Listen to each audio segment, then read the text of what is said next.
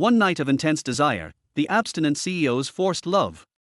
One night of descent, after one night of indulgence, Su Mi finds herself carrying twins, one boy and one girl.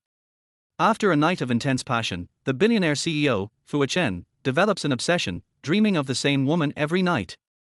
5 years later at an auction, he wins her bid, but declares, "Not just any woman can climb into my bed, Yichen's bed." Chapter 1, You're worth this price. His body swayed, and Su Mi pushed the man to the ground. The man, dazed from the blow to his head, stared at her with blurry eyes. Su Mi raised the rock in her hand, ready to strike him dead. This was self-defense. No, she couldn't let herself become a murderer just because of a beast like him, ruining her whole life. In the end, she dropped the blood-stained rock, swayed as she stood up, and took a step forward. But her foot kicked something on the ground. It was her phone. She picked it up and pulled out a 5 yuan bill from the transparent case, the one she had gotten as change when buying groceries. She tossed the 5 yuan at the man and hissed, 5 yuan for one night, no need to give change. Don't think it's too little, this is all you're worth. With that, she turned and staggered out toward the flower garden. The man's vision blurred, the blood on his forehead dripping down his raised, sharp brow bone, seeping through his trembling lashes. In his blood-tinged gaze, the silhouette of the girl appeared delicate, the purple flower juice on her white skirt resembling the bloom of a bellflower, reminding him of the lost night. Don't go. He muttered softly, reaching out with his hand, but couldn't he resist the dizziness? His Patek Philippe watch sparkled in the faint morning light, falling limp into the flowerbed. 2 months later, Su family. Pregnant before marriage. The Su family can't afford to have a person like you. Get out. Su Zhenhai shouted, pushing Su Mi away. This is a small town, with pure morals. You should learn from good examples, not follow those stars with messed up personal lives. Go, just go. I'll pretend I never had you as a daughter. Liu Shuzhen looked at her with disgust and disappointment, waving her hand. Sister, you'd better leave quickly.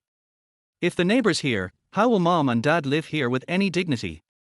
I haven't even gotten married yet, and you're affecting my reputation. Su Qiang sat on the sofa, poking an apple with a toothpick, eating while sneering at Su Mi. Su Mi pointed at Su Qiang and said, Mom and Dad, it was my sister who locked me out that night, so I was assaulted. Why don't you believe me? Su Zhenhai stood up and rushed to Su Mi, slapping her hard on the face. Unfilial daughter, shut up. You did the wrong things, and now you're framing your sister. Leave. Don't come back. Your sister is my daughter, kind-hearted, and has treated you so well. How could you say such things about your sister?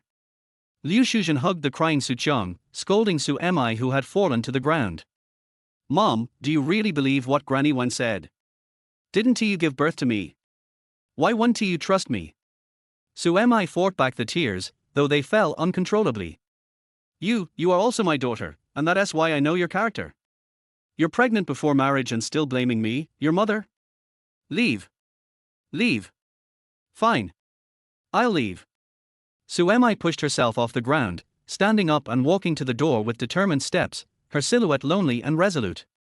5 years later, T-City, Hillside Villa District, Fu Mansion. Yichen had another dream. In the dream, the woman still wore a white dress with long, straight black hair that flowed like seaweed, but he couldn't make out her face. She seemed to be in distress, continuously begging him to let her go, but he couldn't stop himself, domineeringly holding her captive.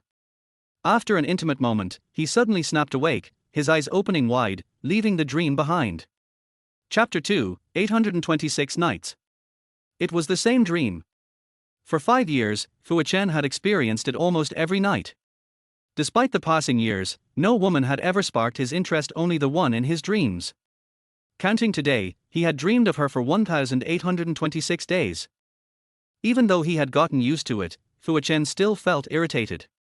He raised his long hand, wiping away the beads of sweat from his forehead. The ends of his dark hair flickered with a sheen of water. Barefoot, Yichen walked across the redwood floor, his perfect figure looking as if it had stepped right off a magazine cover.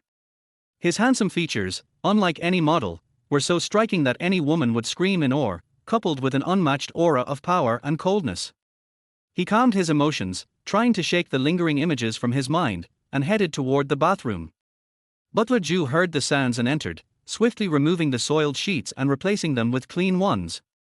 Once the bed was ready, Fu Chen emerged from the bathroom, wrapped in a towel. His tall, powerful body carried an invisible tension in the air as he moved. Butler Ju bowed slightly as Fu Chen walked toward the closet, saying, "Miss Wang Lunar called. She invited you to dinner. Should I arrange it? You could use some relaxation." Wang Lunar was the daughter of a government official, a top socialite, and had repeatedly invited Fu Chen to dinner after they met at a gala a year ago. Fu Chen casually picked out a black-collared shirt. His strong shoulder muscles rippled as he put it on, not even looking back. Annoying. Butler Ju knew that Fu Chen wasn't agreeing, so he didn't say anything more. 40 minutes later, Fu Chen walked out of the mansion, and his assistant, Song Zhe, hurried to open the Rolls-Royce door. Fu Chen bent slightly, elegantly stepping into the car. As the car pulled out, Fu Chen noticed 2 bodyguards blocking a woman in sportswear and a cap. She tried to break free to chase after the car, but her long black ponytail swished in the air like a cloud as she struggled. Fu Chen coldly withdrew his gaze and instructed his assistant, "If I see any idle people again, fire the bodyguards." Song Zhe wiped the sweat from his forehead. "Yes, Mr. Fu. Do you have any news about the woman from 5 years ago?" Fu Chen tugged at his tie, his eyes as cold as black obsidian. His mere gaze sent a chill down one's spine. Song Zhe stammered, "And no, we haven't found anything yet. If there's no clue in a month, you're fired." Fu Chen's icy voice sounded, but little did he know, the woman he was searching for was fading away in the rearview mirror. "Mr. Fu, please don't leave." Su Mi had finally broken free from the 2 bodyguards, but she could only chase after the car's exhaust fumes. She wanted to run faster, but was dragged back by the bodyguards again. In the struggle, she was thrown to the ground, her elbow hitting the pavement, sending a sharp pain through her body. She angrily looked up, and the black Rolls-Royce was already gone. Damn it, it had been a month. She had not missed any of Fu Chen's potential appearances. She had waited here every night, only to be blocked each time, unable to get close to the man. After using all her connections, she finally obtained the address of Fu's mansion, waiting here every night at 3 in the morning. But after more than 10 days, she still hadn't even touched the edge of his clothes, let alone spoken to him. Assistant Song just called. "If you show up again tomorrow, you won't be able to predict the consequences." The bodyguard's voice rang out, and Su Mi turned her gaze back to where the car had disappeared. She pleaded, "Can't you let me meet Mr. Fu? Just 5 minutes, I need to say something important, it's a matter of life and death." Chapter 3, Mr. Fu, don't go. Which woman who wants to meet the CEO isn't claiming that it's a matter of life and death? The CEO has no interest in you no matter how much you chase after him, it's pointless. Go away. Don't come back. The bodyguards spoke coldly, making it clear that if she didn't leave, they would take action. Su Mi had no choice but to get up and walk down the mountain dejectedly. Such a beautiful woman is rare, though. If she could just latch onto some rich second generation or political second generation, she would definitely make it. Too bad she's too greedy, doesn't she know where she is? Even Queen of Film, Sun Feifei, isn't worthy of carrying the CEO's shoes. What is she? She's a bit overconfident, but I think that woman is much prettier than Sun Feifei. The 2 bodyguards continued chatting as they entered the villa. Su Mi returned to the hospital in the afternoon. Just as she was about to reach the door of the ward, she saw Director Feng, the attending doctor for Zhu Qingyang, coming out of the ward ahead. She hurriedly took a couple of steps to catch up. "Director Feng, how has Qingyang been these past 2 days?" "Mrs. Zhu, I've already told you about your husband's condition. You need to find a suitable bone marrow donor as soon as possible for the transplant, otherwise." Director Feng shook his head. Su Mi's face turned pale. Director Feng continued, "Our hospital has been searching for a matching bone marrow, but your husband's condition is deteriorating rapidly. He can't wait any longer. As family members, you should cooperate well. Think about it, does your husband have any other relatives? Bring them to the hospital to get their bone marrow tested. Maybe one of them will be a match." Su Mi's face turned even paler. Director Feng's words seemed to echo in her ears, but they were getting harder to hear. She struggled to open her mouth. "If we can't find a match, how long does he have left?" Director Feng shook his head. "At most, a month. If the transplant isn't done soon, he might only last another 3 to 5 months. Su Mi clenched her teeth, her expression resolute. I've already found a matching donor for Qingyang. They just haven't agreed to donate yet, but I will convince them. Director phone, please schedule the surgery. I will bring the donor before the surgery. That's great. The surgery will be scheduled for 10 days from now. You need to bring the donor as soon as possible. They will need to undergo some tests before the operation. Okay, Su Mi nodded repeatedly, but once director phone left, she collapsed against the wall, exhausted. What should she do? The surgery was in 10 days, but she had made no progress. She couldn't even get close to Yichen, let alone convince him to donate bone marrow for Zhu Qingyang. He was the richest man in the empire, Yichen. Even a single strand of his hair was worth more than the life of an ordinary person. Even if she could speak to him, how could she get him to agree to donate bone marrow to Zhu Qingyang? What should she do? Su Mi reached the door of the ward, but before she could open it, she heard the soft voices of her twin children, Su Jiabao and Su Jiabei, singing from inside the room. My father would lift me high and dance with my mother and me. The two little ones were singing a song dedicated to their father. Su Mi peeked through the window. The twins, Jiabao and Jiabei, were wearing identical school uniforms, standing under the sunlight by the window. They held hands and swayed their little bodies, completely immersed in their song. On the hospital bed, Zhu Qingyang leaned against the headboard, also bathed in sunlight. He clapped his hands to the beat of the song, wearing his large striped hospital gown and a pale, emaciated face that didn't diminish his handsome looks. With a gentle smile, he appeared more like a noble young man attending a grand concert rather than a patient who had been given a death sentence. Su Mi's eyes unknowingly turned red. She turned her back and wiped the corner of her eyes. Chapter 4, The Auction. 5 years ago, she had no money, but she had Jiabao and Jiabei in her arms. When they were kicked out of the house with no way out, it was Senior Zhu who took her in. Not only did he help her withdraw from school, but he also continued to care for her. Later, when Jiabao and Jiabei couldn't be registered for household registration, Senior Zhu suggested a fake marriage so that the children wouldn't become black households. Over the years, Senior Zhu had helped her a lot. One must be grateful for kindness.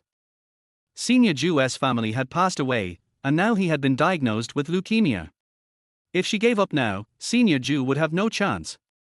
He was still so young, so talented, and so good. He deserve such a fate?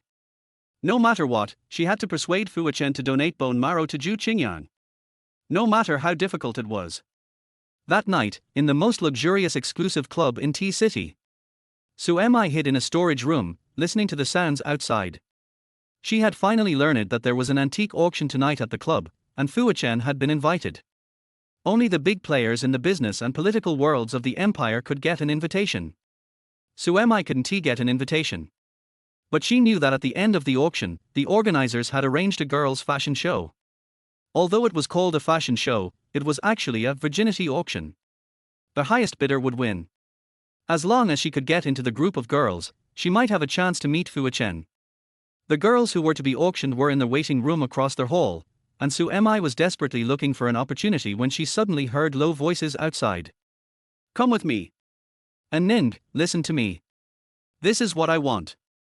As long as we can sell tonight, we'll have money for your mother's treatment. 1 layer of membrane for your mother's life, it's worth it. Silly Ying, I don't need you to sacrifice like this. I love you.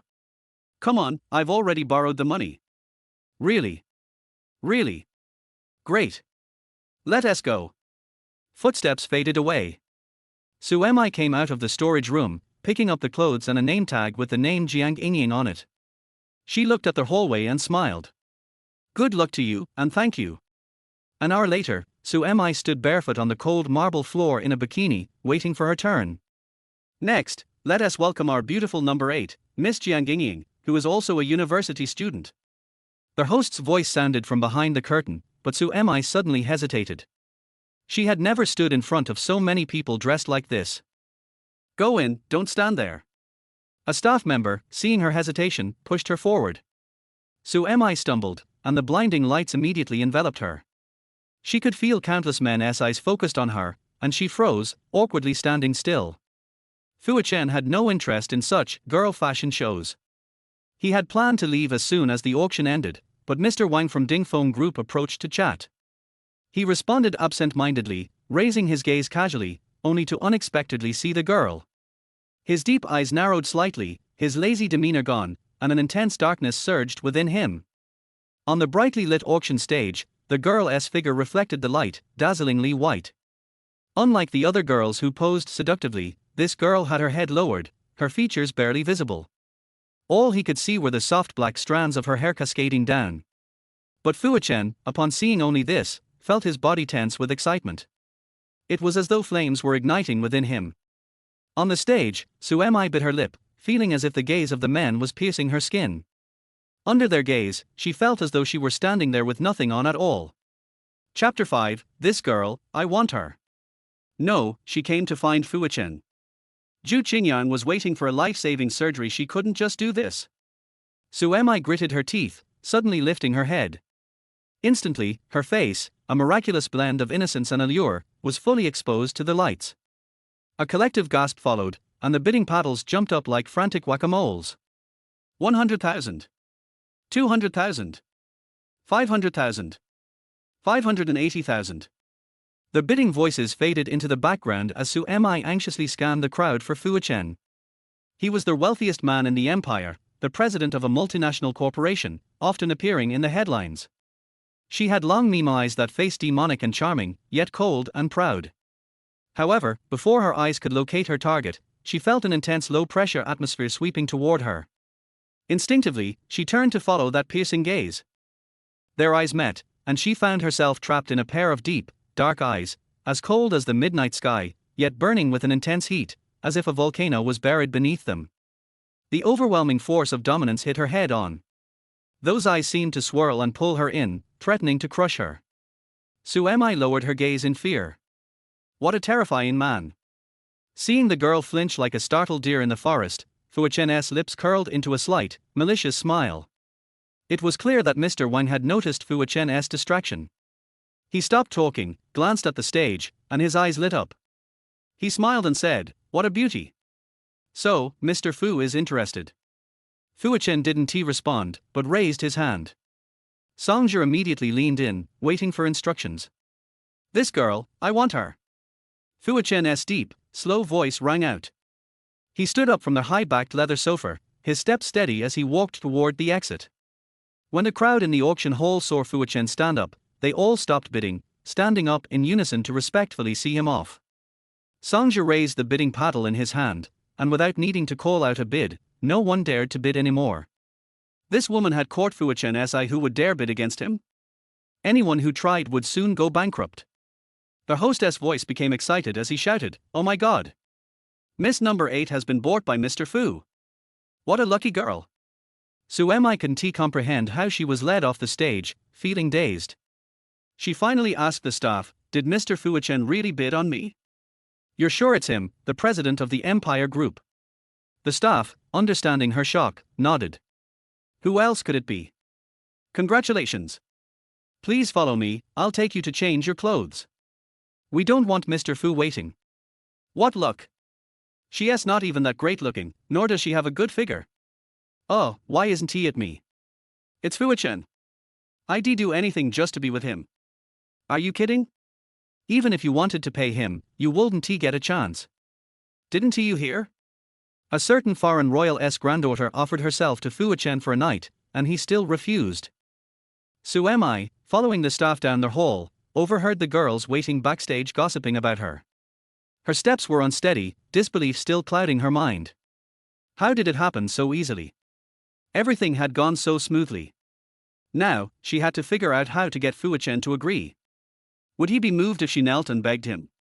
10 minutes later, Sue changed into a white tie-up short skirt and 10-centimeter high heels, and was escorted to the 28th floor. Chapter 6, Who Are You?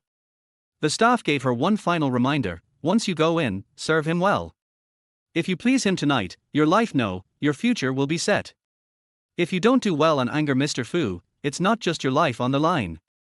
Remember that. Sue nodded, gently replying, "Thank you for the reminder." The elevator doors opened, and Sue stepped out, walking slowly down the hallway toward the presidential suite at the end. She stopped in front of the door, rang the bell, but got no answer. She hesitated for a moment before gently turning the doorknob, and with a soft click, the door opened. Taking a deep breath, Su Mi walked inside.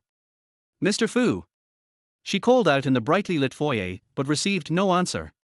After a brief pause, she stepped into the room, the sound of her heels echoing sharply on the floor, each click like a hammer to her chest. The success or failure of her mission depended on this moment. She had to succeed. "Mr. Fu, hello. I am Su." She was cut off mid-sentence as a hand suddenly grabbed her slender waist. The cold, damp air hit her, and in an instant, she was thrown against a slippery wall. Her chin was gripped tightly by two strong fingers.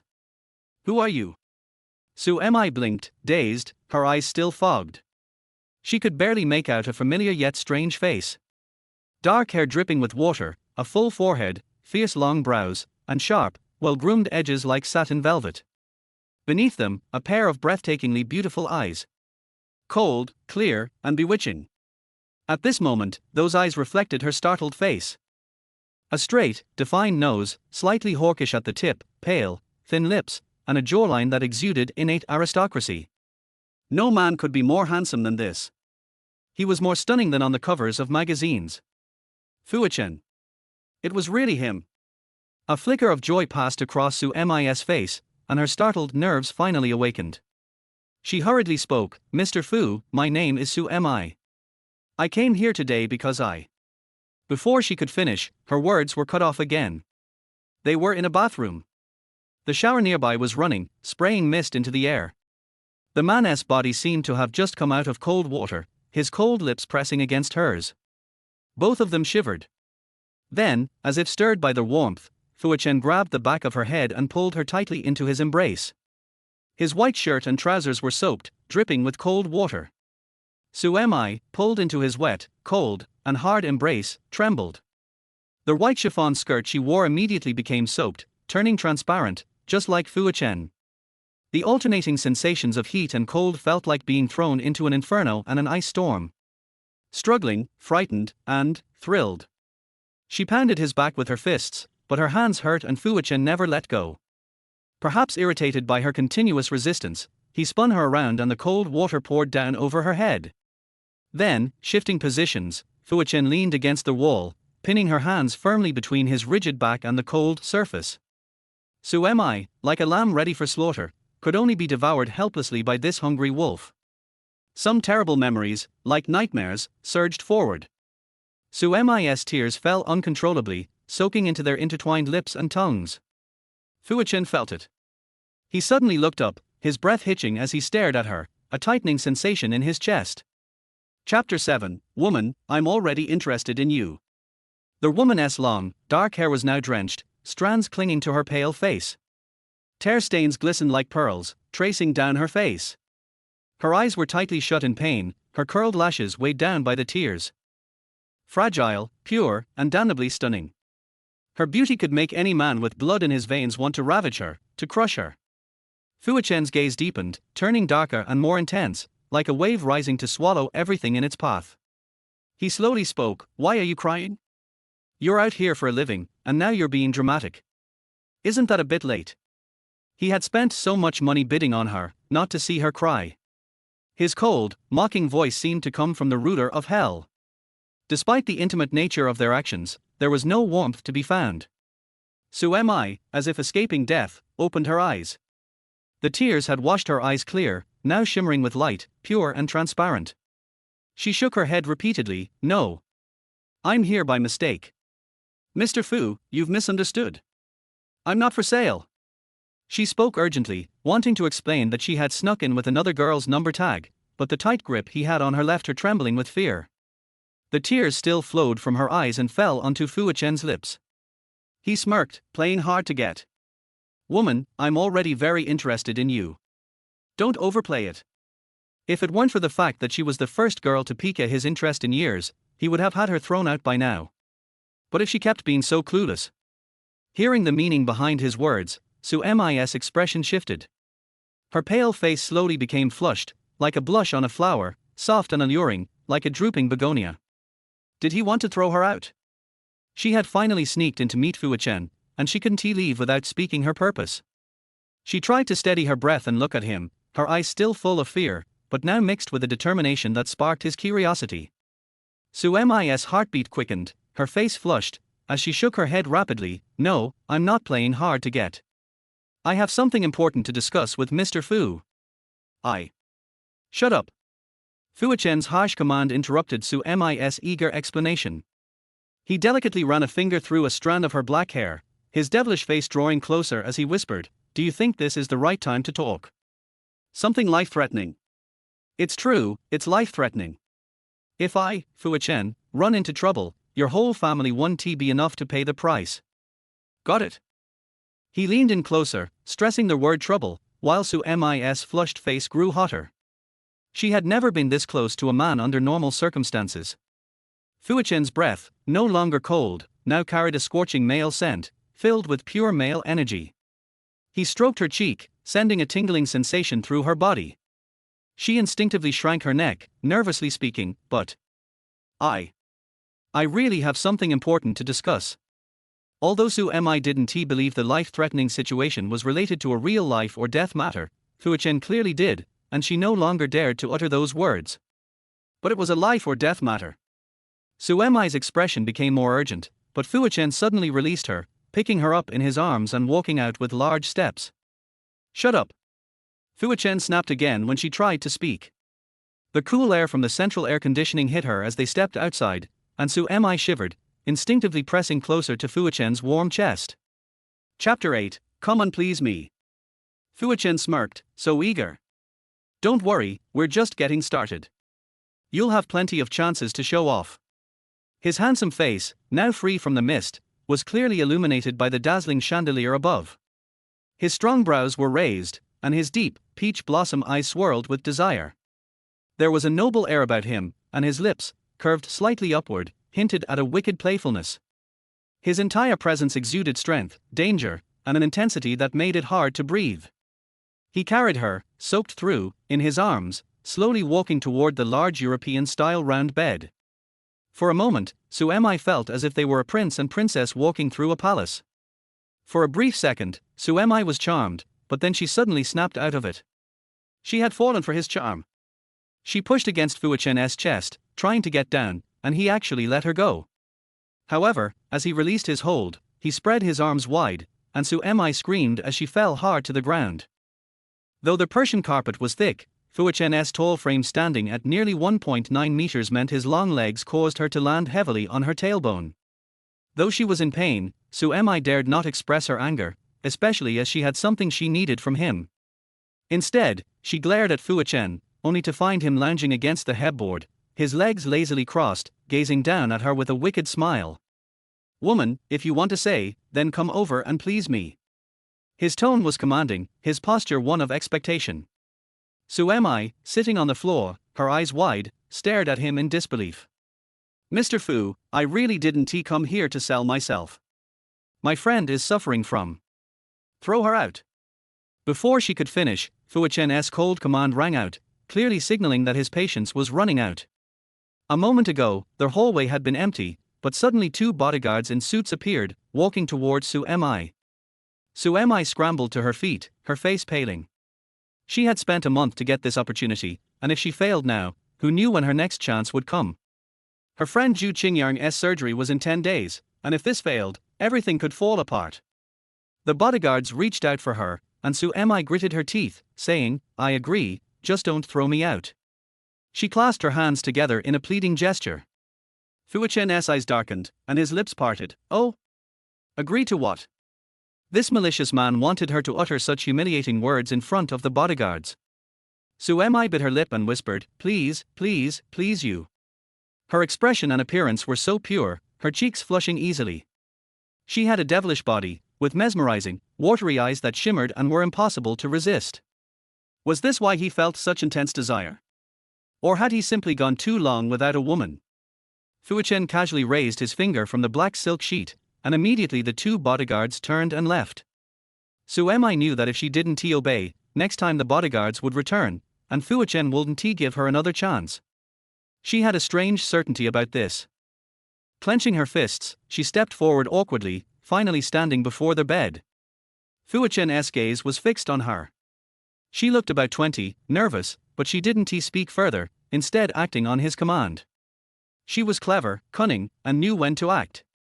To Fu Chen, who had always been indifferent to women, this was a new feeling, one he wasn't used to, but he wasn't repelled. A smile tugged at his lips. Hurry up, my patience is running out. Chapter 9, So Green. Facing the man in front of her with a malicious look on his face, Su Mi didn't know what to do. She felt humiliated, but for Zhu Qingyang, she had to do this. The man's gaze was so hot that her hands trembled.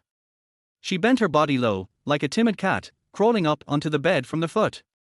She thought the furthest point from the man was the safest, but she didn't realize that this unconscious movement was deeply alluring. Fu Chen suddenly sat up, grabbing Su Mi's wrist. R. His grip was strong, and the heat from his hand felt like it could burn her, making her scream in fear. In an instant, she was pressed onto the bed. The man pinched her chin and asked, "How old are you? You're so innocent. Didn't anyone train you before coming here?" The women auctioned tonight were all virgins, but they were supposed to serve men. How could they not know anything? The organizers should have had someone train them. But the woman before him looked so young and naive. Fu Chen could tell she really didn't know, she wasn't pretending. Interesting. 23. Mr. Fu, I really came in disguised, so I wasn't trained. Su Mi said anxiously. Although the girl's name tag said Jiang Yingyin was 22, she was actually 23. Pressed again under the man and lying in such a sensitive place, her breath was becoming shallow. She noticed Fu Chen seemed to be in a slightly better mood and hurriedly emphasized again. Her clear eyes were full of sincerity. It seemed that she really had come in disguised, which made things even more interesting. Oh? You're trying to tell me how hard you worked to get into my bed. He grinned maliciously, begged me, and I might consider it. Su Mi's chest rose and fell sharply, and the crude words from the man immediately turned her face bright red. She shook her head in discomfort. No, Mr. Fu, don't you remember me? I'm the woman who's been lurking at your villa for the past few days. No. Her delicate wrist was pinned to the bed. She trembled, struggling. Mr. Fu, let me go. I'm not here to sell myself. My friend has leukemia, and there's no time left. Your bone marrow is a perfect match. I came here for him. Please have mercy and save him. Although Su Mi couldn't escape Fu Chen's grip, her lips were freed. She seized the opportunity to finally explain. Her words succeeded in making Fu Chen raise his head, but his expression turned cold. His handsome face seemed to darken with an ominous air, and his lips curled into a mocking smile. You said what? Mercy? Woman, you don't know anything about me. I, Fu Chen, have everything I want. What I lack most is good intentions. Mercy? You should go to a doctor in a hospital or to a monk in a temple. He said, mocking her, then suddenly flipped over and without any attachment, got off her body. He raised his arm, and with a swift motion, Su Mi was thrown off the bed. She fell hard to the floor, her tear-filled eyes meeting Fu Chen's cold, ice-cold gaze. I hate being schemed against, and you're the first woman to try and scheme me. Tell me, should I kill you or let someone else have their way with you? Which would you prefer? His voice was soft, almost like he was speaking sweetly, but the seriousness in his tone left no room for doubt. Su Mi shivered. She realized she had provoked a devil. She was indeed too naive. But people always held onto hope without hope. What was the point of living? Maybe, just maybe, if she begged him more, he would save Zhu Qingyang. Chapter 10, Stay with me. Mr. Fu, this is a life. Among all the people in the world, only you and he are a match for bone marrow. What a huge fate that is. Can't you look at this and save him? He's only 24, so young, and he. Su Mi's expression was emotional, her voice crisp, trying to get all the words she had prepared out in one breath without pausing. Fu Chen looked at this silly woman, who was still asking for someone else's survival even when facing life and death, his eyes slightly shifting. Then, he suddenly spoke, all right, you spend the night with me, and I'll consider it. How about that? Su Mi's words were immediately choked. She stared at Fu Chen, her face turning red and pale alternately. The smile on the man's lips carried a hint of malice, and he gazed down at her with a calm, superior look. Su Mi bit her lip, her expression cold, a chill running through her heart. Before she came, she had hoped to convince Fu Yichen, but it was clear now that he wasn't a man with any sympathy. She had no right to blame Fu Yichen. Donating bone marrow was his choice. Even though his request was despicable, there was nothing to be done. If she wanted something, she had to give something in return. There were no free rides in life. But did she really have to exchange one night of her life for Fu Yichen's consent? Su Mi's mind flashed back to their nightmare from 5 years ago, her face going ashen. She felt humiliated. She even wanted to scold this cold-blooded man in front of her and leave without looking back. But when she thought of Zhu Qingyarn lying in the hospital, Su Mi couldn't allow herself to be so willful. She froze, unable to move. Har. Seeing Su Mi's face turn pale and her body tense with resistance, Fu Yichen couldn't help but laugh. A woman trying to get into Fu Yichen's bed. T-City couldn't contain them all. But what was with this woman in front of him? She looked like she'd just lost her father. This was the funniest thing he'd encountered all year. Don't want to? Then leave. I don't have the patience to waste on you. Fu Yichen sneered, his evil face illuminated under the dim light, making him look even more sinister. Fine. Su Mi's hoarse voice suddenly rang out. At the same time, as if she had made up her mind, she stood up decisively and reached for the zipper on her dress. Since she had already lost her first time, and now that a dog had bitten her once, if she was bitten again to save Zhu Qingyarn's life, then it was worth it. Besides, surely everyone would think that spending one night with Fu Yichen was something she gained. Fu Yichen's face showed clear surprise. He hadn't expected Su Mi to agree, given how obvious her resistance and reluctance had been. But for his bone marrow donation, she agreed. What kind of emotions could make a woman think of others even when her life was at risk? What kind of feelings could make her willingly give up her body, sacrificing her pride and dignity? So foolish, yet so tragically moving. Fu Yichen's heart trembled slightly, but suddenly his mood darkened. His face twisted with rage, and like a demon, he grabbed his still dripping short hair, cursing, "Damn it." This elegant and distinguished man wasn't he the type to swear. Su Mi froze, her hand halting the movement of unzipping her dress. Chapter 11, Practice and Come Back. The next moment, Fu Yichen had already gotten off the bed. He took 2 long strides and was right in front of her. Grabbing Su Mi's wrist, he roughly pulled her toward the door. Do you think you can get into my bed with threats? Who do you think you are? After saying this, he lightly flung her, causing Su Mi to crash into the door.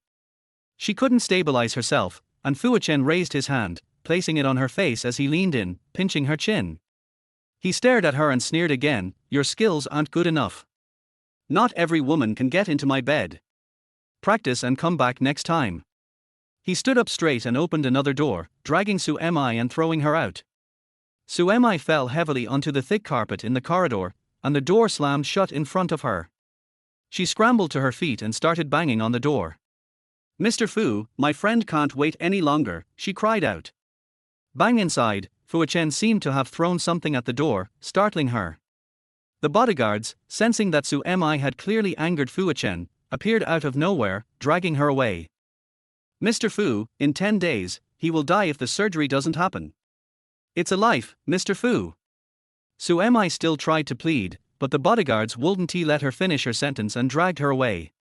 Su Mi was thrown out of the club.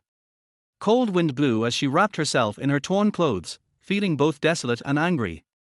On the 28th floor, Fu Yichen stood coldly by the window, holding a cigarette. The smoke spiraled up, and from his vantage point, he could clearly see the front of the club. There, in the bright lights, that foolish woman sat on the ground, a pathetic little black dot. Fu Yichen watched as she stood up, lost and standing outside for a long time, before trying to enter again, only to be stopped by the doorman. He saw her run her fingers through her hair dejectedly, her steps uneven as she walked away. She seemed unaccustomed to wearing such high heels. She stumbled and fell heavily to the ground, clearly hurting her leg. She wiped her tears away and got up, dragging her injured leg into the night. Fu Yichen didn't know why, but his irritation grew like a weed. He raised his hand and took a deep drag from his cigarette, the smoke obscuring his handsome face. Damn woman. Ever since the inexplicable spring dream he had 5 years ago, he had become indifferent to women, unable to feel any desire. For a long time, no matter the type or beauty of a woman, none of them could arouse his interest. Yichen even thought there was something wrong with his body and sought out a psychologist. But this woman, tonight, was the first to make him feel a reaction, even an uncontrollable desire. The moment he saw her, Yichen could feel his blood boiling, as if he had been a drug addict who had found his fix again. Every cell screamed for release and satisfaction. Even now, the heat in his body hadn't completely dissipated. Yet in the end, he had let her go. Because she refused, he let her go? When did Yichen become so soft-hearted? Later, even after she agreed, seeing her reluctant expression made him more agitated. Damn it, this was crazy. Chapter 12, Damn Woman. Yichen thought about it, crushing the cigarette in his hand, and ordered, "Send a woman in." 10 minutes later, the door opened, and a young girl with long black hair wearing a white bodycon dress walked in. Yichen leaned against the bed, his gaze falling on her. She resembled Su Mi in both dress and demeanor, about 70 to 80%. He couldn't help but frown. The girl seemed far more experienced than Su Mi. She elegantly walked to the bed, shyly glanced at Yichen, and then sat on the edge of the bed. She raised her delicate hand and, hesitantly, placed it on Yichen's crossed legs. Seeing that Yichen didn't stop her, the girl looked up, meeting his cold, godlike gaze. As she surveyed his body, even lying down, still exuding a sensuous aura, her cheeks flushed red. But no matter how much she tried to please him, he remained cold. The girl seemed flustered, and as she was about to lean closer and continue, a sudden cry echoed through the room. "R!" With a crash, the girl, who had just been lying on Yichen's chest, was harshly kicked off by him. Her soft body collided violently with the wall. She clutched her abdomen in pain, unable to move for a while. "Get out!" His low, cold voice was filled with ruthlessness. The girl didn't dare ask what she had done wrong. Scared, she scrambled and fled from the presidential suite. At T-City's First People's Hospital, Su Mi, having changed clothes, arrived at the hospital room to find Zhu Qingyang quietly asleep. It was a high-end room, with soft yellow lights on. On the adjacent bed, Jiabao and Jiabei were lying together, heads touching, already asleep. The two little ones' faces were rosy, like two quiet little apples huddling together. Su Mi's heart softened, and the sadness she had felt earlier melted away. She bent over and kissed the babies' foreheads. Standing up, she noticed that Zhu Qingyang had woken up at some point, and was smiling at her and the children. Their eyes met, and Su Mi froze for a moment. Zhu Qingyang's warm, gentle smile spread across his face, like a spring breeze. His voice was soft, "You're back." The simple words made Su Mi feel the warmth of home. Her eyes welled up, and her heartbeat quickened. She nodded and walked over, bending to adjust the blankets. "How are you feeling today?" Zhu Qingyang propped himself up on his arm, and Su Mi quickly slipped her arm under his to help him. Over the past few days, she had become adept at assisting him. Zhu Qingyang inhaled deeply, savoring her fragrance. She had unknowingly tucked a pillow behind him and stepped back. He felt a fleeting sense of longing as she moved away. "I'm fine, don't worry. I slept a lot during the day, so now I can't fall asleep." Su Mi pulled over a chair to sit by his bed, meeting Zhu Qingyang's warm gaze. She smiled playfully and winked, "May I have the honor of inviting Brother Zhu to chat? Would you like an apple?" "Sure." Zhu Qingyang looked at Su Mi, his gaze softening with affection. This fool, working tirelessly every day, trying to find him a matching bone marrow donor, leaving Jiabao and Jiabei with his assistant Wang Cheng for the past few days. She didn't allow Wang Cheng to tell him anything, only saying she was busy with her graduation. Chapter 13 must save him. Every time she returned to the hospital, she was obviously very tired, but she was still smiling and trying her best to make him happy. This fragile and strong woman, if God could let him live, he would definitely chase her and never let her go. If he could live, how great it would be. He couldn't bear to leave her, Jiabei and Jiabao. Su Mi peeled the apple, cut it into pieces, took out a toothpick and inserted it, held it and looked at Zhu Qingyang, and then bumped into his gentle eyes that seemed to contain a spring lake in March. The dim light at the head of the bed was on, covering his thin face, melting a layer of warm light on his face, making him look more gentlemanly and gentle. Even if he was wearing a hospital gown, it couldn't cover up his noble temperament. Su Mi's heart skipped a beat and her face flushed slightly. She blinked, and when she looked again, Zhu Qingyang's eyes had lost that intoxicating gentleness, leaving only the usual gentleness. Su Mi was a little disappointed and handed the apple to Zhu Qingyang. Senior, I have found a bone marrow donor. Director Feng arranged your surgery in 10 days. Are you ready? Zhu Qingyang smiled and put a piece of apple between his lips and teeth. It was sweet and delicious. He stared at Su Mi and said, I have heard from Director Feng. Thank you for helping me find the right bone marrow. In fact, after waiting for so long, I am ready to face death. Whether the surgery or not, I no longer look forward to it. At the end of my life, I feel very satisfied and happy to have my junior sister and Jiabao accompany me. Whether to donate bone marrow is a person's right. If someone is unwilling, junior sister should not work too hard. Some things cannot be forced. Su Mi thought he knew nothing, but Zhu Qingyang knew it all. Su Mi got the news from his friend Bai Miao in the archives of Xinger Hospital that Yichen, the president of Dai Group, and his bone marrow matched. For more than a month, he has been trying to persuade Yichen to donate bone marrow.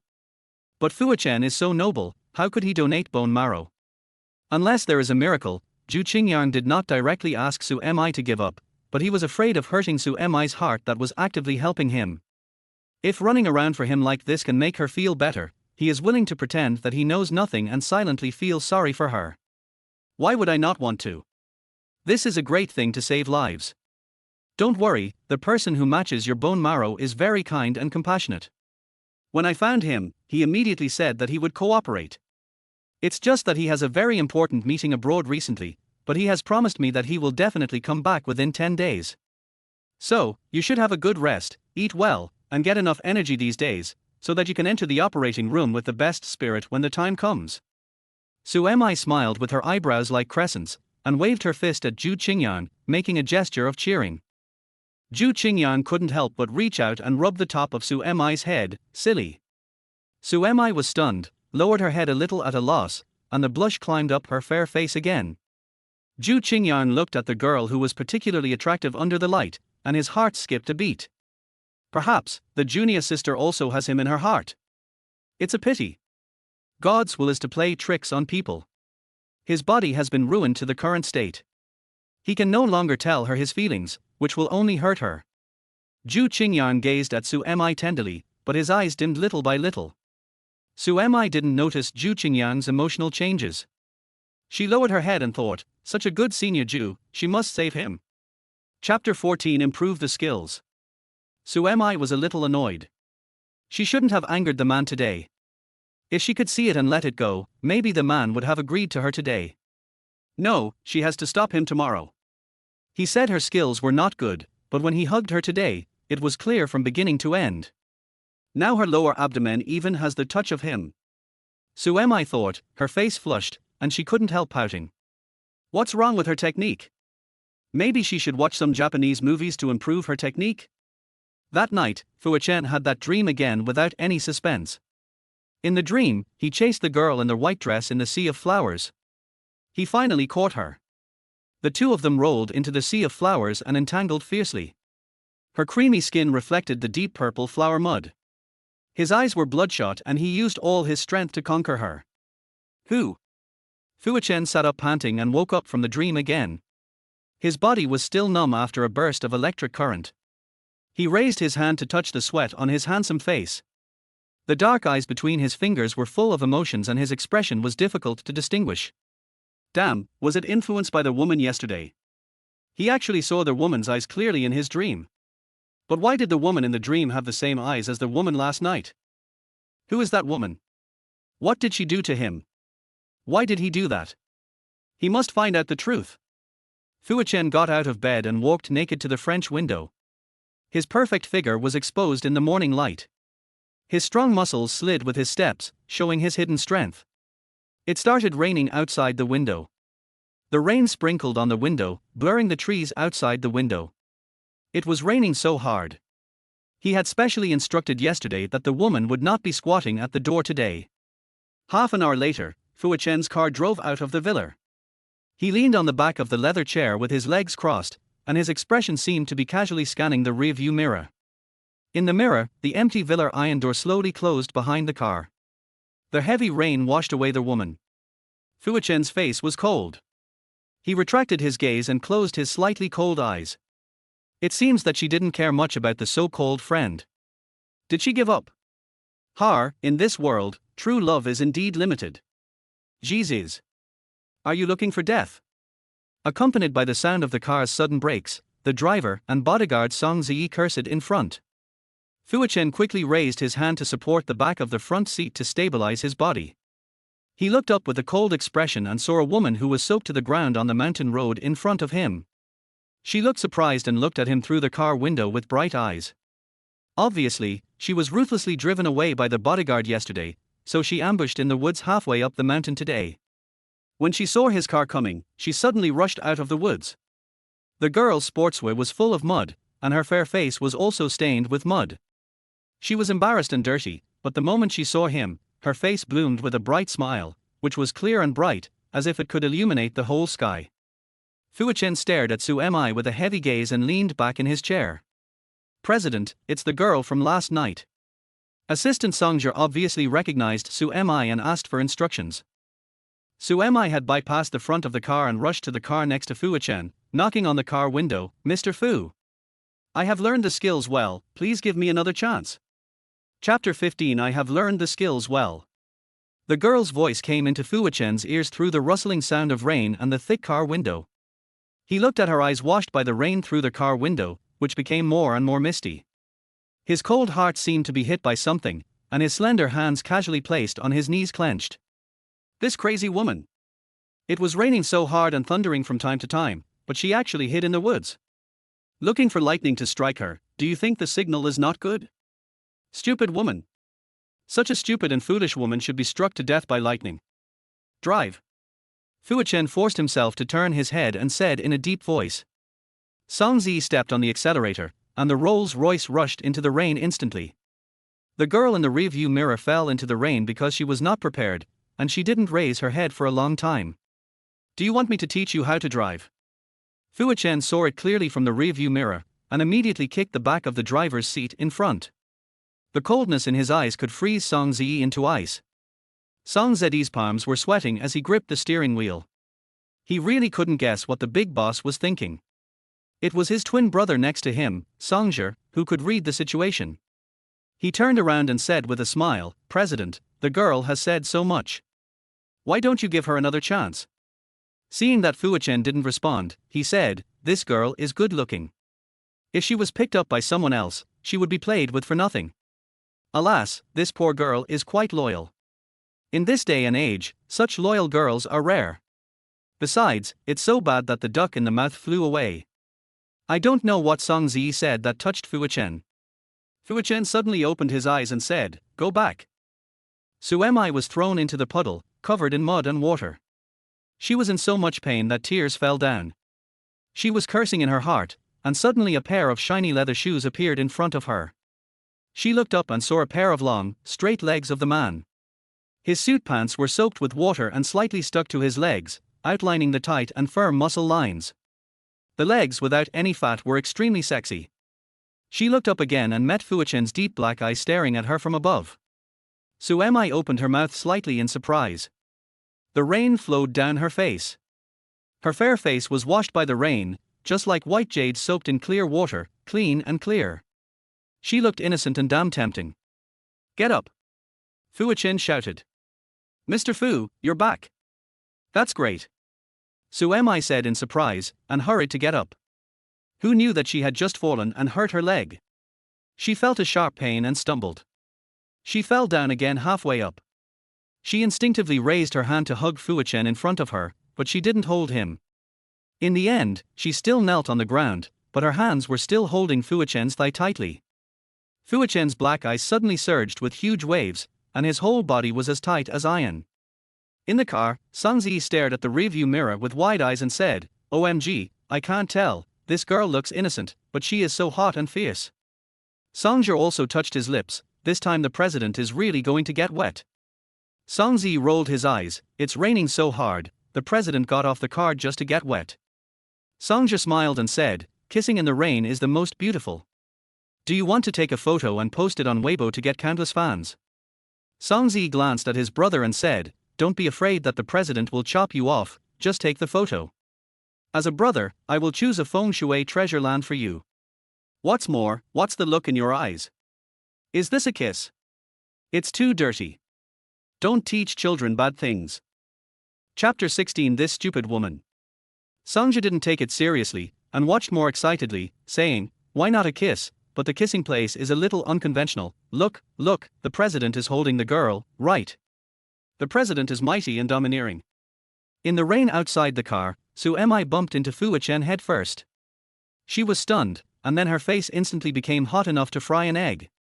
She struggled and wanted to get up, but in panic, her knees on the ground softened again, and she fell on him again. Oh! Fu Yichen's muffled groan, which seemed to be painful, came from above her head. Mixed in the sound of the rain, Su Mi heard it very clearly, and her ears were red in an instant. I'm sorry, Oh! Su Mi raised her head again in a hurry, but this time, as soon as she raised her head, she was pressed back by a big hand on the back of her head. After another solid fall, Su Mi's eyes went dark. She was at a loss when she heard Fu Yichen's low and hoarse voice again. You hurt me. Su Mi. Okay, it was her fault. She accidentally hurt him, but now she was about to get up. He had to hold her down and not let her get up. He also accused her of hurting him. Was he going to make trouble again? She hummed twice in protest. Fu Yichen's deep phoenix eyes shrank fiercely, and black waves surged in them. He said slowly, you hurt me, so blow me now. Su Mi was stunned. She thought, if she didn't listen, he would definitely not let her get up, and she hurt him, so blowing him didn't seem to be too much of a request. Su Mi nodded slightly, and Fu Yichen really let her go. Su Mi closed her eyes tightly and began to blow him with her cheeks puffed up. The rain was still falling, and Fu Yichen looked down at Su Mi. Her clothes had been wet by the rain for a long time, and her black hair was like black seaweed sticking to her fair face and neck. Her cheeks were flushed, her eyes were closed, her red lips were pouting, and she was blowing air. Even though the cold rain was pouring on him, Fu Yichen felt that the day was damn hot. Sure enough, he had no self-control at all with this woman, proving this again. He took a deep breath, pushed Su Mi away, and said in a rough voice, stupid woman. I told you to blow, so you blow. If you take advantage of me again, I will sue you for sexual harassment. After he finished speaking, he turned around and walked to the car. Su Mi. She didn't mean it, he said this and that. He really said all the good and bad things. An unpredictable tyrant. Seeing that Fu Yichen had walked to the car and was about to get in and leave, Su Mi didn't care about what was going on with Fu Yichen, so she got up and chased after him. In the car, Song Zi saw Fu Yichen coming, his eyes widened, and he bumped his shoulder against Songja next to him, saying, look, the boss's walking posture is so weird. He. Songja naturally saw what he shouldn't have seen, and quickly raised his hand to cover Song Zi's eyes, and closed his own eyes, saying, don't look, it will hurt your eyes if you look again. Oh, I'm still a virgin, I have to be humble and ask for advice, let go, what a good learning opportunity. Good brother, show me. Song Zi twisted Songja's hand, but Fu Yichen opened the car door and sat in with his legs crossed. What are you looking at?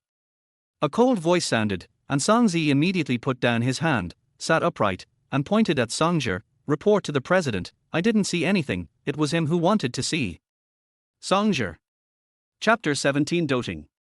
At this time, Su Mi also ran to the front of the car, but Fu Yichen didn't let her get in the car. She was afraid of angering him, and she didn't dare to climb up by herself, so she stood outside the car door, foolishly getting wet in the rain, staring pitifully at Fu Yichen in the car.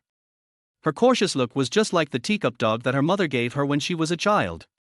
Fu Yichen was touched, leaned over, raised his hand and rudely pulled Su Mi into the car. Fu Yichen's chest was as hard as iron, and Su Mi immediately covered her red nose that was hit, and her big eyes were full of bubbles. At this time, she looked like a silly red-eyed rabbit again. Fu Yichen unconsciously raised his thin lips, smiled, bent a noble finger, tapped Su Mi's forehead, and slowly uttered a word. Stupid. His voice was low and hoarse, with a slight smile. He was born a demon, and the way he slightly raised his lips was like a flash in the pan, which made people turn upside down. Su Mi was even more stunned. Su Zi and Suzhi looked at each other in front, both of them showing shock and disbelief. Oh my god, how could they hear a taste of pampering from the mouth of the cold-blooded president who avoided women like snakes and scorpions? I heard it wrong, I must have heard it wrong. Yichen also felt the strange atmosphere in the car, and instantly frowned, slammed the door, kicked the driver's seat, and said, "Don't drive yet." "Yes, President." Suzy stepped on the accelerator hard, and the super performance Rolls-Royce silver charm rushed out at once. Suemi, who was unable to sit properly, was thrown back into Yichen's arms.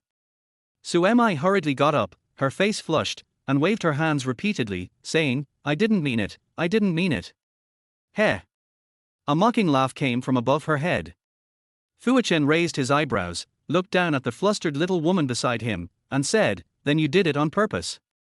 Suemi instinctively replied, "Yes, it was intentional." "No, no. I didn't mean it." After throwing herself into his arms again and again, she was about to cry because of her stupidity.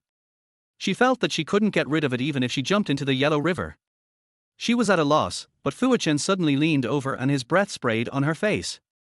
Their breaths intertwined, Suemi stiffened all over, closed her mouth, and stared at Yichen with wide eyes.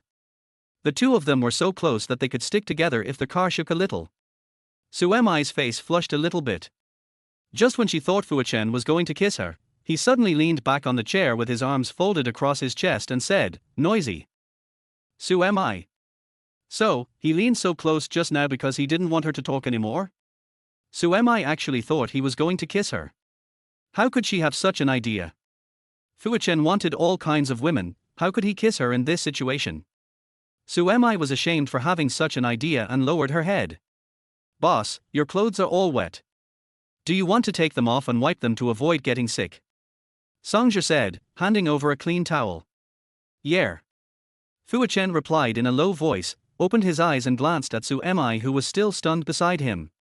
Seeing her looking at him blankly and innocently, he smiled mockingly and teasingly, and his naughty look made Suemi's breath choke. "I'm going to take off my clothes, what?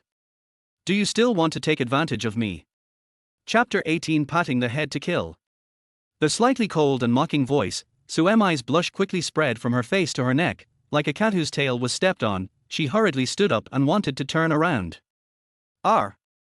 Who knew that she forgot that she was in a car, and her head hit the roof all of a sudden, and she screamed in pain. Stupid. Suemi's big eyes were full of bubbles again, and her head was dizzy from the collision. A big hand suddenly came to the top of her head and gently rubbed the painful place a few times. The man's big hand rubbed the painful area. Suemi looked up in astonishment and bumped into Yichen's deep eyes. She was not sure if the flash in those beautiful phoenix eyes was worry, but how could it be? How could he worry about her? But the action of rubbing her hair like this was unbelievably considerate. Suemi's nose was sour. Her parents always loved her younger brother and sister Suchong more, and never said anything to her. Since she was a child, she fell and bumped into things. Even if her head was bleeding, she could only get up by herself, pretending that nothing had happened, pretending that she was not in pain, and smiling and saying, "It's okay, it doesn't hurt." Only in this way can she appear less pitiful and comfort herself. She always told herself that it was not that no one cared for her, but that she was not injured. No one had ever rubbed her wounds like Yichen did now. Suemi's heart contracted and her heartbeats accelerated. Could this be the legendary head-patting killer? Seeing Suemi staring at him with a touching face, Yichen felt uncomfortable all over, loosened his hand rubbing her head, and said in a deep voice, "Turn around."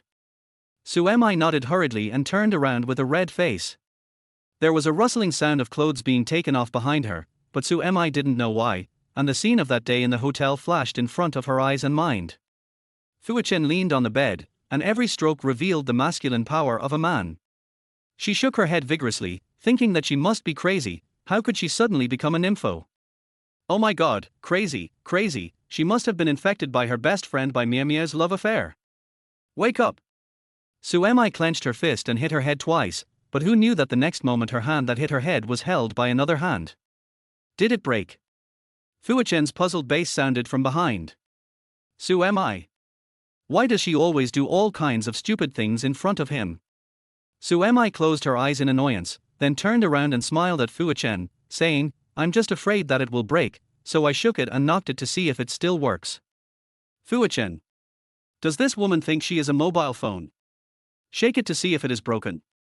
Sure enough, she is an unreasonable stupid woman. There are spare clothes in the car, and Yichen's wet clothes have been changed. At this moment, he stretched out his long legs and crossed them on the chair opposite. He changed into a black silk shirt with only one button in the middle. The wheat-colored chest and well-defined abdominal muscles were faintly visible, matched with slightly wet thick black short hair, handsome face, and incomparable noble temperament.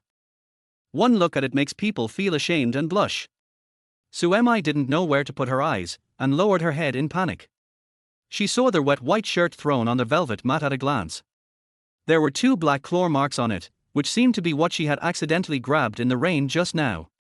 Suemi felt a little ashamed, and hurriedly picked up a pile of clothes on the ground and hugged them in her arms, saying, "I made it dirty, I will wash it and return it to Mr. Fu. I'm really sorry." Chapter 19. The first time the wound was rubbed. Fuichen's eyes fell on the clothes she was holding, raised his eyebrows, and said, "Are you sure you want to wash it?" Suemi was not an irresponsible person. She nodded while holding the clothes and said, "Of course, I made it dirty, of course I will be responsible." Fuichen's eyes became a little strange, and he asked again, "Are you sure?" Suemi saw that his eyes were always on the clothes in front of her chest, and she looked down inexplicably, and her eyes widened immediately. What the hell is that small, black bullet pants on the white shirt she was holding between her hands? R. Suemi screamed in her heart. She was clearly holding a white shirt. Who can tell her where this pair of men's tight underwear came from? The bullet pants were held in her hand, and the special raised design on them was pinched between her fingers. Suemi felt that her hand was burned by the piece of cloth. She threw the clothes in her hand and hid behind. Her face turned red again. Seeing Fuichen staring at her with a smile, she couldn't help but say, "You are a hooligan. How can you change that in front of so many people?" She was so embarrassed that she even forgot to please and be afraid of Fuichen. When she thought that he had just stripped naked behind her, her scalp turned red with shame. "I am a hooligan. Don't forget who got me wet." Fuichen bit the 3 words, wet, heavily, as if it was not the rain that wet the clothes, but another meaning. Suzy and the others laughed in front of her. Suemi was so embarrassed that she wanted to jump out of the car. In fact, she really did that. She was too embarrassed to stay here any longer. She couldn't breathe. Suemi opened the car door. "Let me down. Stop the car, I want to get off." She just wanted to find a place to be quiet for a while. It was so embarrassing. "What? Don't you want to save your friend?" Fuichen's mocking voice sounded again behind her. Suemi froze and remembered her purpose. It was all Fuichen's fault. He teased her and made her brain muddy.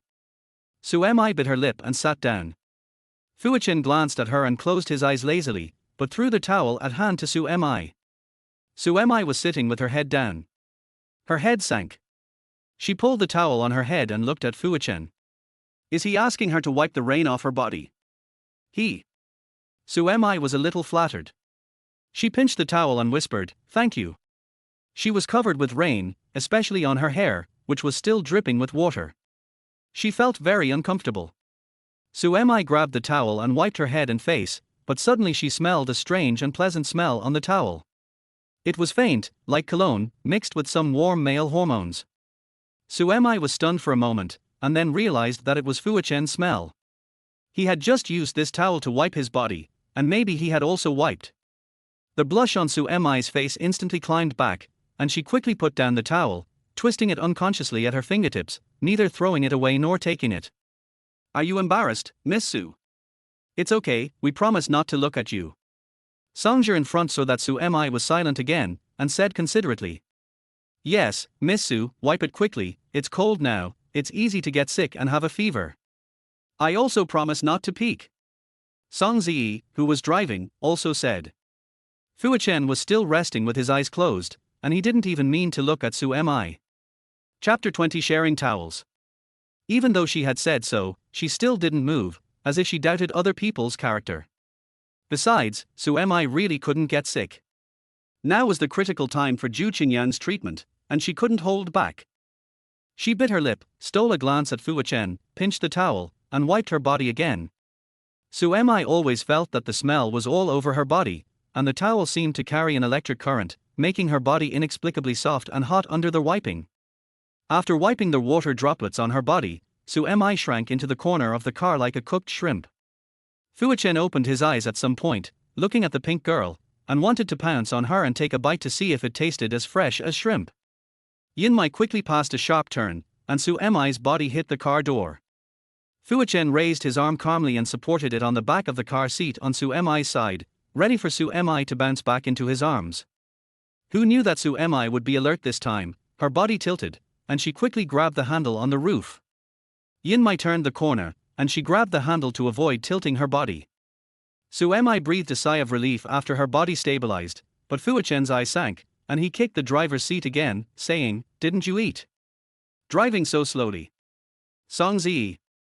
He held his strength and stepped heavily on the accelerator. Yinmai rushed forward at a speed of at least 200. Su Mi gritted her teeth and grabbed the handle, and her body swayed left and right. She held on tightly, struggling to avoid crashing into Yichen's arms. Yichen curled the corners of his lips and leisurely admired Su Mi's sweaty appearance. Yinmai turned another sharp turn, and Su Mi was already at the end of her strength, and her hands were weak. Help! She screamed and crashed into the other door. She closed her eyes tightly, ready to be hit on the head. A strong arm tightly bound her slender waist. When Su Mi came to her senses, she found that she was holding Yichen next to her with her arms wide open. Her petite body was nestled on his chest in a very fitting posture, and her head was resting on the place where his heart was pounding. Yichen's hand was also pressing on her lower back. Su Mi struggled, but Yichen said in a displeased voice, "Don't move. I don't have the habit of keeping a tumbler in the car. You're shaking my head." Su Mi. She really couldn't figure out how Yichen could sit as steady as a rock without being affected at such a fast speed. "Yes. I'm sorry, Mr. Fu." Su Mi felt that she might have really hindered him, and said with some shame. Songja rolled his eyes in front of him. Didn't the president just want to hug the girl? Was there such an unreliable reason? Yinmai was still speeding on the mountain road. Su Mi was held by Yichen, but she didn't stagger anymore. She listened to Yichen's low heartbeat, and her ears were burning. She felt relieved, but also a little uneasy. Seeing the girl lying in front of him obediently, Yichen curled his lips slightly. Su Mi's cheeks were red, and she felt protected inexplicably. She felt that she must have thought too much. How could a man like Yichen have such protective and compassionate feelings for her? He was obviously a hard-hearted person. However, she felt that the atmosphere was good at the moment, so she bit her lip and finally asked again, "Mr. Fu, can you help my friend?" Chapter 21 Sweet. Yichen lowered his eyes and glanced at Su Mi, and so that her side face was pressed against his chest. She was probably a little nervous, and her 2 rows of black eyelashes like butterfly wings kept flashing, occasionally revealing her watery eyes, which were as clear as water. She was so well behaved, and he didn't want to hear her talk about this topic. This made him feel that this girl could lean quietly in his arms at this moment, all for a purpose, which was terrible. So, he suddenly reached out and lifted Su Mi's chin, suddenly lowered his head, and fiercely blocked her lips that ruined the atmosphere. Songja and the other person in front saw the heat behind through the mirror, swallowed their saliva together, and looked straight ahead. "I was abused by the president.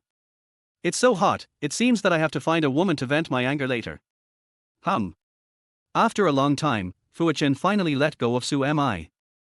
Su Mi was dizzy from his kiss. She leaned in Yichen's arms, panting, with a blush on her beautiful face.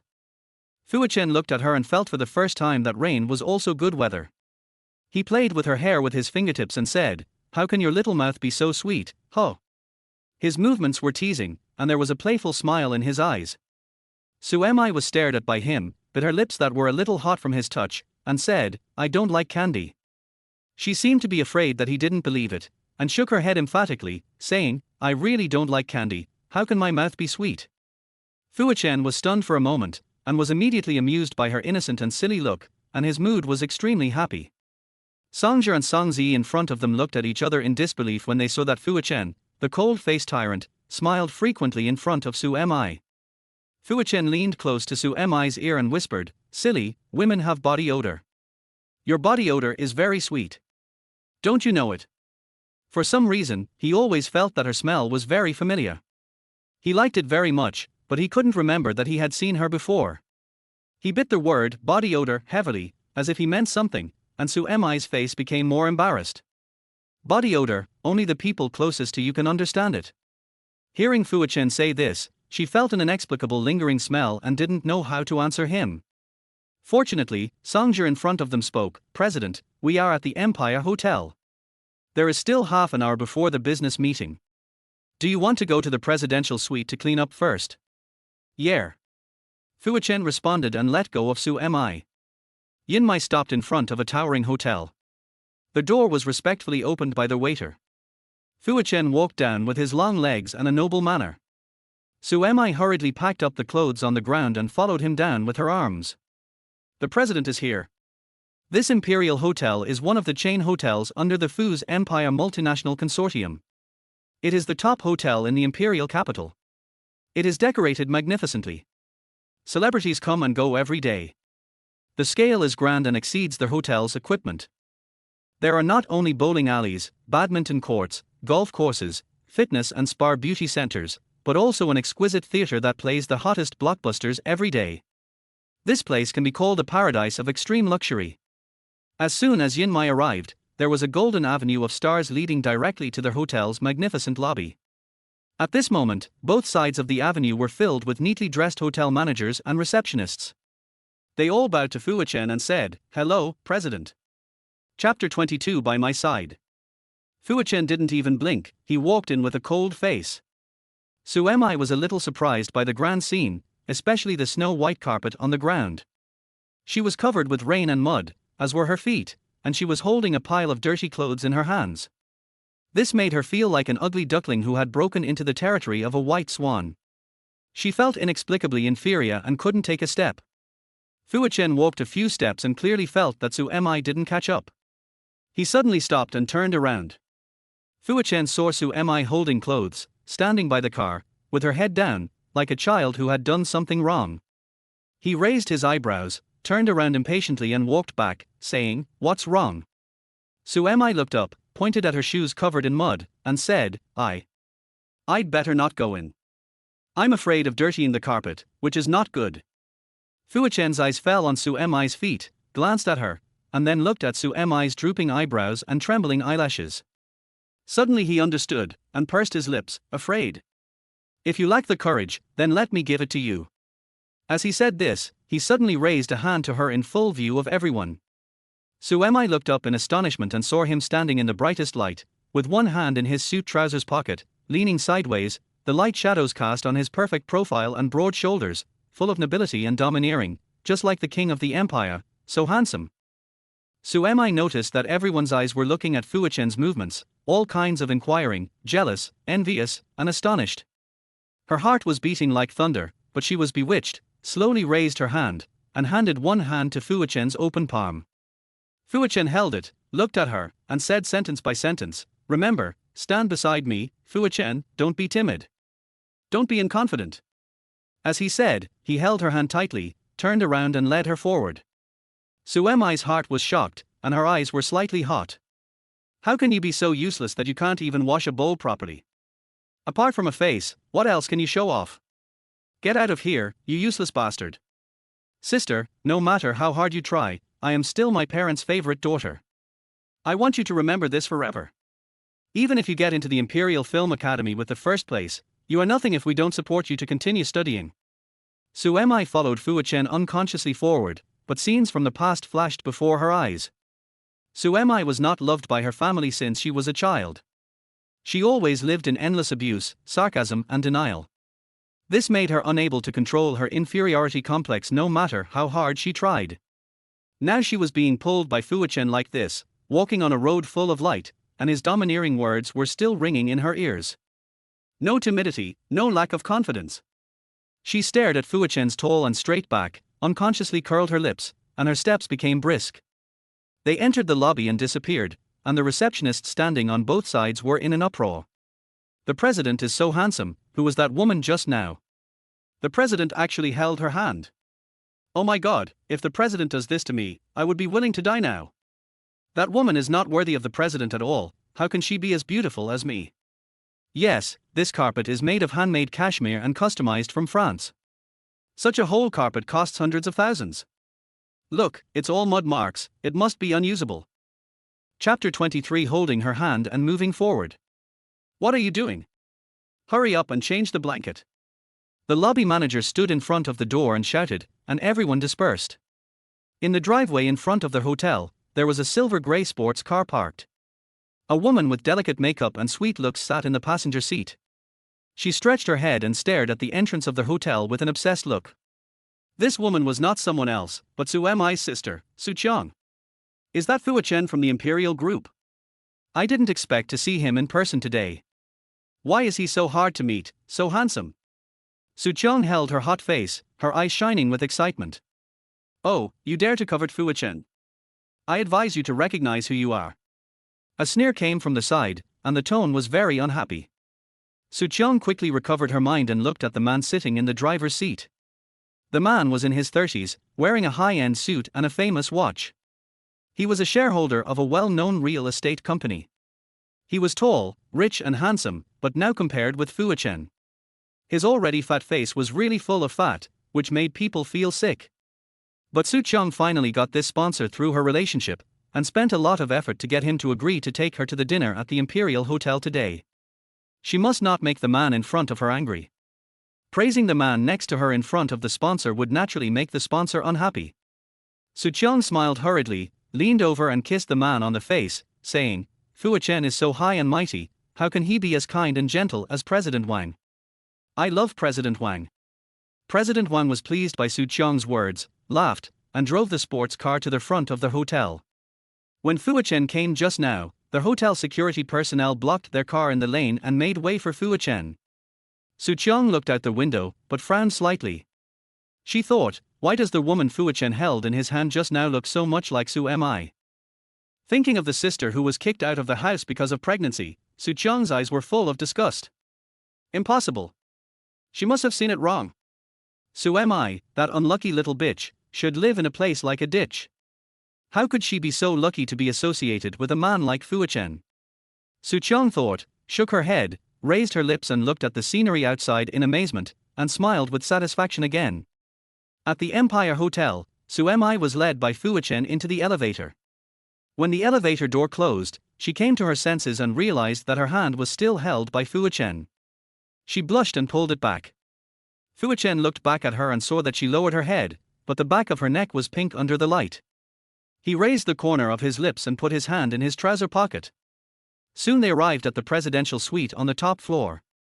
Fu Yichen glanced at Su Mi and told Songzhi, go prepare a set of clothes for her to change into. As he spoke, he had already entered the bathroom. Just now, she was caught in the rain. Although she had wiped her body, the rain could not be wiped clean. He had a very important business meeting to attend later, so he needed to clean up again. The sound of water splashing in the bathroom came from the shower. Su Mi stood in the room, not knowing what to do. Songzhi noticed that she was uncomfortable and said, Miss Su, just be casual. The president's people are actually very easygoing. But Su Mi didn't think so. Chapter 24. It's better not to be involved. It is said that Fu Yichen is a genius in the business world, famous for his swift and decisive actions and ruthless means. Those who go against him will not have a good end in the end. And he almost never smiles in public. He has a long-standing nickname in the business world, the cold-faced demon lord. Such a person is too unfathomable. She hopes that after she asks him for help this time, they will not meet again, and it is better not to have any intersection. They are not from the same world. From this point of view, if he is interested in her body, she gives it to him in exchange for him saving Zhu Qinyang's life, and the two of them will not owe each other anything, and there will be no need to be involved in any human relations in the future, which is also good. Su Mi comforted herself in this way, hinting to herself, and her heart slowly calmed down. Miss Su, please feel free to do what you want. I will go out to make arrangements. Songzhi said to Su Mi, turned around and went out. In the presidential suite, only Su Mi and Fu Yichen, who was taking a shower in the bathroom, were left. Su Mi took a deep breath, put the clothes in her arms aside, and looked around. The Empire Hotel is worthy of its name, and the presidential suite is even more low-key and luxurious. The space is huge, and the room feels endless. In the middle, there is a European-style super-large bed that is 5 meters wide, which is particularly eye-catching and ambiguous. Thinking that she came here today to dedicate herself to Fu Yichen, and looking at this big bed, Su Mi's face turned pale. She patted her face to make herself sober and not think about it. Clothes. At this time, Fu Chen's low and powerful command suddenly came from the bathroom. Su Mi was stunned for a moment, and then she remembered that he had just entered the bathroom and did not take the change of clothes in. Now he should be calling someone to bring in new clothes, but there is no one else in the room except her. Su Mi hurried to the bathroom door and said loudly, "Mr. Fu, your assistant just went out." There was silence inside for a while, and then another voice came, saying, "My clothes are in the closet, get me a piece of underwear." "Oh, okay." Su Mi responded instinctively, turned around and walked towards the closet, but her step stopped. Wait, what did he ask her to get? Underwear? Men's underwear, isn't that? Su Mi rubbed her face, stopped herself from thinking too much, and opened the closet. Sure enough, this presidential suite was filled with men's clothes of various styles and materials, all brand new, handmade high-end models of super brands, and it seemed that they were all the same size. This presidential suite should not be open to the public, but specially prepared for Fu Chen. Su Mi opened the drawer below, and there were indeed rows of neatly folded men's underwear inside. There were also various fabrics, styles, and patterns, at least 100 pieces. Su Mi felt that she was really fighting against men's underwear today. When she thought that these were all Fu Chen's, and she didn't know if he had worn them before, she felt embarrassed to stare at them anymore. She turned her face away, closed her eyes, and picked up a pair of underwear at random. "Mr. Fu, the underwear is here." She stood at the bathroom door and said loudly, "Send it in. Send it in." Su Mi raised her hand to wipe the sweat from her forehead and pushed the bathroom door open. She didn't have the courage to go in. She reached out and handed the underwear in, saying, "You take it. My feet are dirty. Don't dirty the bathroom. Your excuse is really insincere." Fu Chen's answer came from inside, but he didn't force her. Footsteps came over and someone took the underwear from Su Mi's hand. Chapter 25. Do you like this? Su Mi just breathed a sigh of relief when she heard Fu Chen say, "Did you choose this?" Su Mi was a little puzzled. She thought that Fu Chen behind the door might not be wearing anything, so she didn't want to stand here and wanted to get out as soon as possible, so she casually replied, "Yes, Mr. Fu doesn't like it." No way, she didn't want to get it for him again. "Do you like this?" Fu Chen's voice behind the door had a slight smile. Su Mi didn't know what he was laughing at, and wanted to convince him to put it on quickly, so she said, "Yes, I have a good eye, Mr. Fu, put it on quickly, so as not to waste time." Then she heard Fu Chen's clear laughter, saying, "So you like this, but I have to attend a business meeting later, it's not suitable." While speaking, the bathroom door was pushed open a crack, and something was thrown out, just falling on Su Mi's face. "Change it." Fu Chen's voice came through the bathroom door. "Be good, take it and change it. You like sexy underwear, I'll wear it for you next time." Su Mi was shocked by these words, she screamed and threw away the underwear in her hand. "What?" Thinking that she sent such a thing in, saying that she liked it and picked it personally, and claiming that she had a good eye, and suggested that Fu Chen put it on quickly, Su Mi wanted to disappear here immediately. She picked up the underwear and ran away in a panic, but ended up bumping into the decorative screen in front of her, making a bang. In the bathroom, Fu Chen leaned against the wall, listening to the jingling sound outside, thinking of Su Mi's embarrassed escape. He couldn't help but smile again. She was so stupid and always made mistakes, but why did he think it was surprisingly interesting and cute? Su Mi knocked her head that was hurt by the collision, scolded herself for being stupid, and came back to the closet. This time she didn't dare to be careless. Feeling Fu Chen taking it, she immediately retracted her hand and ran away. Fu Chen raised his eyebrows when he heard the footsteps, and a smile flashed in his eyes again. When he came out of the bathroom, he saw Su Mi sitting on the sofa, pretending to be indifferent and watching TV. Fu Chen didn't care about her. He walked to the bed and sat down, then said, "The selection is not bad, please choose another set of clothes for me, I'm running out of time." Su Mi originally wanted to refuse, thinking that helping him choose clothes was too intimate, but when he heard him say that it was too late, he felt that he was delaying his time. "Okay, Mr. Fu." Su Mi stood up and said that because the wardrobe was on the other side of the bed, she had to walk in the direction of Fu Chen, and she saw Fu Chen inadvertently. He was wearing a snow-white bathrobe, barefoot, with only a belt tied around his waist, which was loose, revealing his strong and straight calves, and his tight and broad chest, reflecting his dripping black short hair. Every move he made had a charming lazy sexiness. Su Mi quickly looked away, lowered her head and dared not look any more, and walked quickly to the closet and opened it again. There were all kinds of suits in the closet, some formal, some informal, and special dinner suits, with various ties, waistcoats, bow ties, belts, and watches. Su Mi thought about it and chose a dark blue suit, paired with a bright blue silk shirt with gemstone buttons, and a rouge red tie, paired with a black belt and patent leather shoes. Chapter 26 Praise Her Beauty. She put away the clothes she had chosen. Just then the door opened and Songja came in with a set of women's clothes, saying, "Miss Su's clothes are all wet. Change them quickly." Su Mi took a look at the clothes. Although she didn't know what the label was, she could tell that it was well made and made of excellent fabrics. It must be a big brand. She waved her hands and said, "No, no, my clothes are all dry. Thank you." She had to raise 2 babies and didn't have a few hundred yuan in total. She had no choice but to ask Fuqian for help, but she didn't want to owe Fuqian more, especially in terms of money. "Hey, do you think a dirty and messy woman can arouse my appetite?" A sarcastic laugh sounded with a mocking meaning. It was Fuqian who leaned on the bed, lit a cigarette, and looked over. Su Mi heard this, her eyelashes flickered slightly, and then she said, "Sorry, I didn't think it through." "Thank you, Mr. Fu." She took the clothes, nodded to Fuqian, and turned to go into the bathroom. The steam in the bathroom had not dissipated yet, the water in the bathtub had not been drained, and Fuqian's clothes were thrown next to it.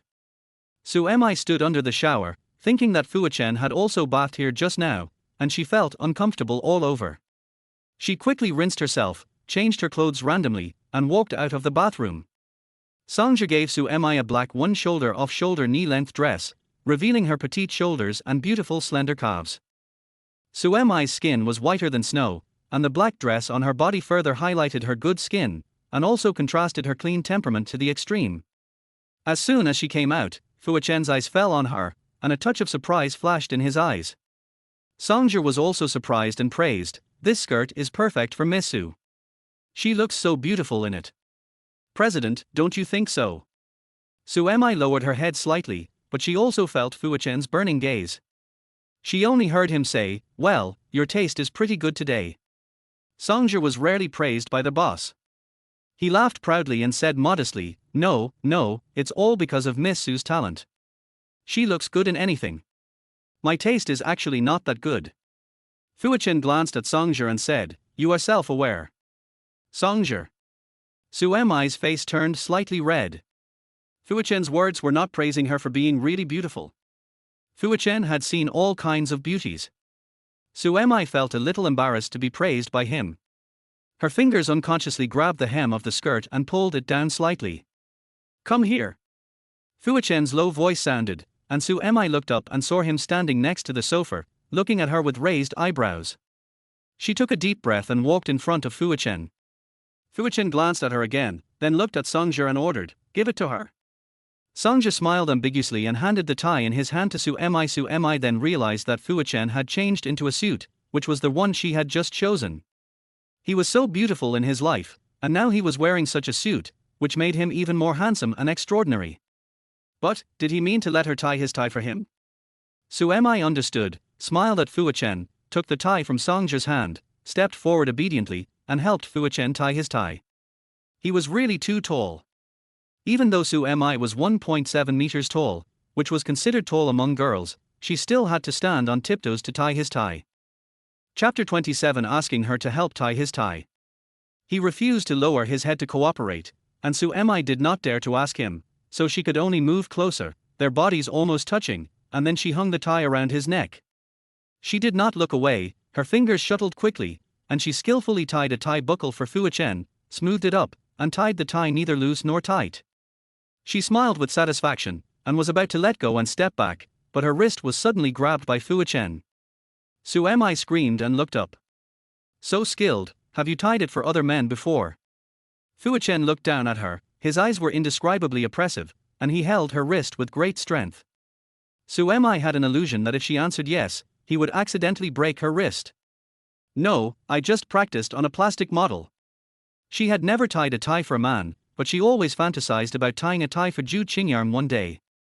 For this reason, she bought a plastic model and practiced on it thousands of times. Su Mi and Zhu Qingyang were a fake couple. Su Mi had decided that no matter whether Zhu Qingyang's surgery would go smoothly, she would confess to him before his surgery.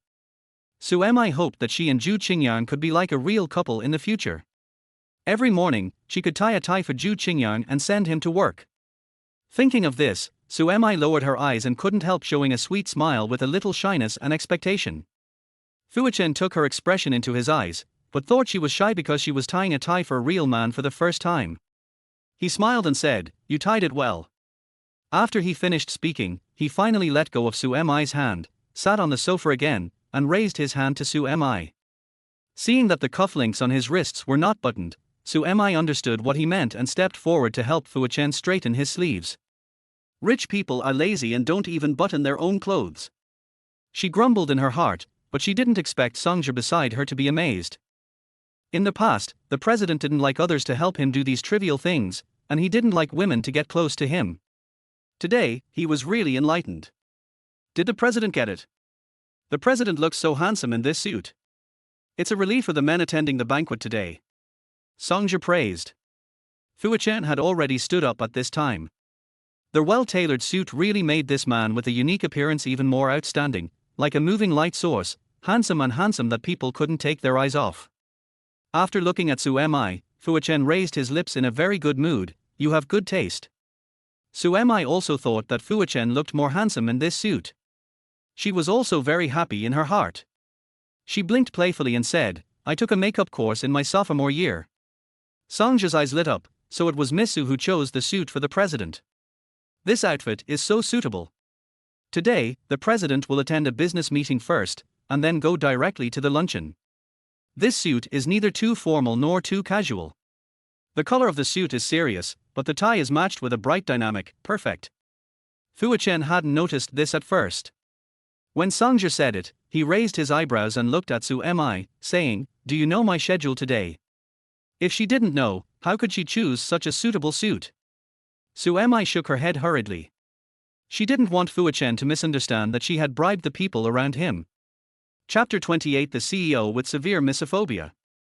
When I came into the hotel just now, I saw a man with a female companion entering and leaving the lobby, and someone greeted Mr. Fu, so I guessed that there should be a banquet after the meeting.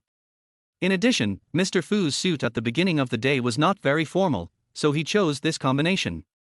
Yichen heard this, with admiration on his face, and looked at Su Mi carefully, and said, "You are smart." At this time, Songja's cell phone rang. He took 2 steps to answer it, and whispered after a moment, "I know." The call was from Wang Xiecheng, Yichen's exclusive stylist. He rushed over from the villa in the middle of the mountain, but was stuck in traffic and couldn't come for a while. Yichen's hair has always been taken care of by Wang Xiecheng. And Yichen has severe misophonia and doesn't like strangers to touch him. Songja was a little confused about what to do, afraid that Yichen would be angry. He turned around and saw Su Mi standing next to Yichen. His eyes lit up immediately. "President, Wang Xiecheng is stuck on Jingsan Road and can't get through. The meeting is about to start. Miss Su just said that she has learned makeup. Otherwise, let Miss Su help the president to clean up." Yichen glanced at Songja, didn't say yes, but didn't say no either. He just crossed his arms and sat down lazily. Songja pushed Su Mi hurriedly, "Miss Su, hurry up." Songja found a hair dryer for Su Mi, plugged it in, and stuffed the hair dryer into Su Mi's hand. Su Mi didn't have the chance to refuse at all, and pleasing Yichen was what she had to do now. Su Mi smiled at Yichen, walked around the back of the sofa, inserted her fingers into Yichen's thick short hair, and shook the hair dryer to blow his hair.